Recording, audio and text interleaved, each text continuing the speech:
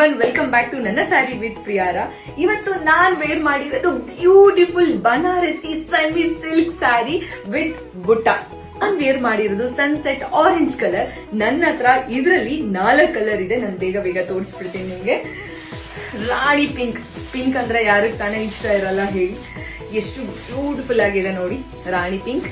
ನಿಮ್ಗೆ border complete gold ಜರಿ ಇದೆ. ನಿಮ್ಗೆ ಕಂಪ್ಲೀಟ್ ಗೋಲ್ಡ್ ಜರಿ ಅಂಡ್ ಗೋಲ್ಡ್ ಬುಟ್ಟ ಬುಟ್ಟ ಫ್ಲವರ್ಸ್ ಇದೆ.